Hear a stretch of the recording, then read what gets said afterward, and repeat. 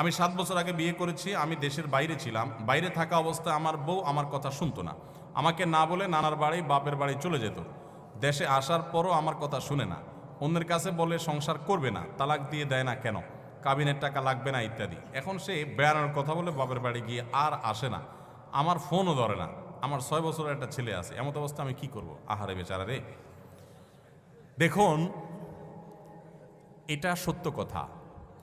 অনেক মহিলারা আজকাল তারা স্বামীকে মানুষ মনে করে না।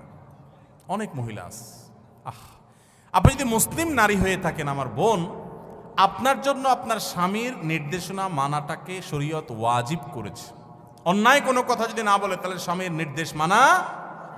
যে মহিলা স্বামীকে অভিভাবক হিসাবে স্বীকার করবে না, শ্রদ্ধা করবে না, সম্মান করবে না, কথায় কথায় তর্ক করবে। অনেক মহিলা আছে পর্দা করে, বোরকা পরে, নামাজ পড়ে, কিন্তু সব করতে রাজি আছে, মাগার তর্কাতর্কি, বেয়াদবি, এগুলো এখন কমন একটা ব্যাপার হয়ে গেছে কিয়ামতের আলামত। অনেক দিনদার, অনেক তাহাজ্জুদ গুজার মহিলা আছে, ভালো করে পর্দা করে মহিলা আছে, কিন্তু স্বামীর সাথে কথা কথা তর্ক, ঝগড়া, পাত্তা না দেওয়া, বেয়াদবি করা। দেখুন, কোন একজন আমাদের পূর্বসূরি, কোন একজন সালাফের স্ত্রী, তিনি বলেছিলেন যে আমরা আমাদের স্বামীদেরকে, রাজা বাদশাদেরকে প্রজারা যেরকম ইজ্জত করে এরকম ইজ্জত করতাম, কিন্তু আজকাল তোমাদের অবস্থা ভয়াবহ। আল্লাহ আমাদের বোনদেরকে হেদায়েত পাওয়ার তৌফিক নসিব করুন। যে ভাই এরকম সমস্যা আছেন, আমি তাকে বলবো এই বিষয়গুলোতে কোরআন যেভাবে নির্দেশ দিয়েছে সেই আলোকে দুই পরিবারের মুরব্বীদেরকে জানায়া তাদেরকে নিয়ে বসার চেষ্টা করেন, মিটমাট করার চেষ্টা করেন, কোনো আলেমের কাছে যান। আমাদের আসুন্নাহ ফাউন্ডেশনে প্রতিদিন অফিস টাইমে, শুক্রবার ছাড়া অফিস টাইমে আলেমরা বসে থাকেন ডেস্ক নিয়ে ফ্যামিলি কাউন্সেলিংয়ের জন্য। স্বামী স্ত্রীর মধ্যে বোঝাপড়ার গরমিল হলে সেখানে যাবেন, আলেমরা বসে উভয়কে মিটমাট করে দেওয়ার চেষ্টা করবেন, মীমাংসা করে দেওয়ার চেষ্টা করবেন। কার ভুল আছে তাকে নসিহত, আদর, স্নেহ দিয়ে কাউন্সেলিং করার চেষ্টা করবেন। এবং এভাবে আপনি এই সার্ভিসটা অন্য কোনো জায়গা থেকেও চাইলে নিতে পারেন, আপনি সেই সার্ভিসটা নেন। তারপরেও হুটহাট বিচ্ছেদে যাবেন না।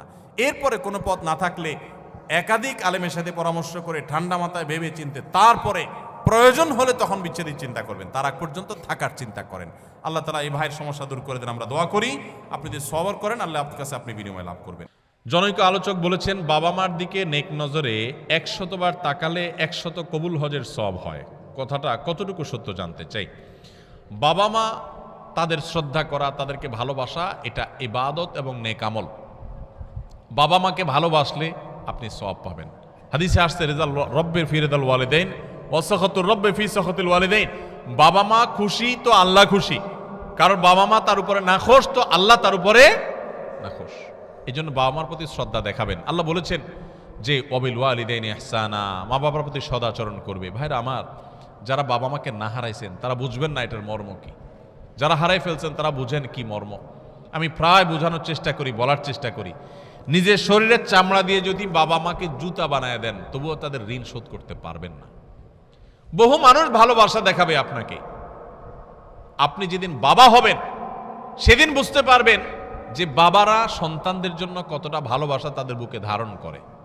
হয়তো আপনার বাবা সাধারণ মানুষ, অশিক্ষিত মানুষ, প্রকাশ করতে পারে না বেচারা, কিন্তু আপনার এই অশিক্ষিত বাবা গোটা পৃথিবীর সমস্ত শিক্ষিত, ভক্ত, অনুরক্ত, আপনাকে ভালোবাসা দেওয়া মানুষগুলোর চাইতে আপনার অশিক্ষিত বাবা, তার ওজন, তার ভালোবাসার ওজন আপনার কাছে সবচাইতে বেশি।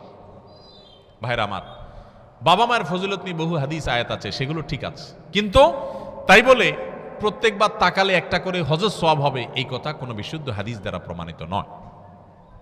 এই কথা কোনো কেউ যদি বলে থাকে যে 100 বার তাকালে 100টা হজের সওয়াব পাওয়া যাবে, তাহলে এটা কোনো সহিহ বা বিশুদ্ধ হাদিস দ্বারা, কোনো আয়াত দ্বারা প্রমাণিত না। বাবা মার মর্যাদা বোঝানোর জন্য বহু আয়াত আছে, বহু হাদিস আছে, কিন্তু হাদিস এবং কোরআনের নামে, আল্লাহ রসুলের নামে আমরা এমন কোনো কথা বলবো না যেটা আসলে সেটা সেভাবে প্রমাণিত হয় নাই। বিধায় আমরা সহিহ এবং শুদ্ধটা বলবো, ভুলভাল কথা বলবো না। আপনার লেখা নতুন বই তারাবির সালাতে কোরআনের বার্তা, এটা ওযু ছাড়া পড়া যাবে কিনা এবং মহিলারা মাসিক অবস্থায় পড়তে পারবে কিনা? মাশাআল্লাহ, এই বইটার কথাই প্রশ্ন আসছে। আমাদের একটা নতুন বই বেরিয়েছে। এই যে রমাদান আসছে, আপনারা জানেন রমজান মাসে আমরা যে তারাবি পড়ি, তারাবিতে আমরা এত সুন্দর তেলাওয়াত শুনি, কিন্তু আল্লাহ তেলাওয়াতে কি বলেন, কি বার্তা দেন প্রতিদিনের তারাবিতে আমরা জানি না। যদি তেলাওয়াত শোনার পাশাপাশি তেলাওয়াত শুনলেই আমরা সওয়াব পেয়ে যাব, তারপর যদি অর্থটা, আল্লাহর মর্মগুলো যদি আমরা বুঝতাম, বার্তাগুলো বুঝতাম, তাহলে আরো ভালো হতো।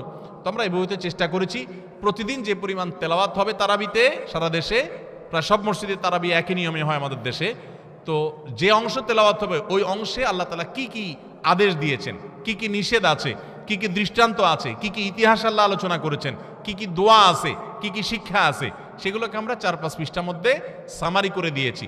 আপনি প্রতিদিন তারাবিতে যাওয়ার আগে এটা একটু পড়ে নিতে পারেন, আবার তারাবিতে আইসা যদি পারেন একটু পড়ে নিতে পারেন। ইনশাআল্লাহ মাস শেষে পুরো কোরআন সম্পর্কে একটা সাধারণ ধারণা, কমন একটু ধারণা আপনার হয়ে যাবে ইনশাআল্লাহ তাআলা। এই বইটা সেজন্য আমরা তৈরি করেছি, অনেক মেহনত করা হয়েছে এটার পিছনে আলহামদুলিল্লাহ, প্রতিটা পৃষ্ঠা পৃষ্ঠা মেহনত করেছি আলহামদুলিল্লাহ, যাতে বইটা উপকারে আসে।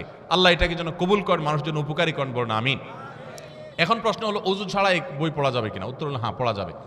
অজু ছাড়া পড়া যাবে না সরাসরি কোরআন বা পুরো কোরআন অনুবাদ, কিন্তু বড় কোনো বই, এমনকি বড় কোনো তাফসীর গ্রন্থ, সেখানে কোরআনের কথা আছে, ব্যাখ্যা আছে, বিশ্লেষণ আছে, এরকম জিনিস অজু ছাড়া ধরা যায়।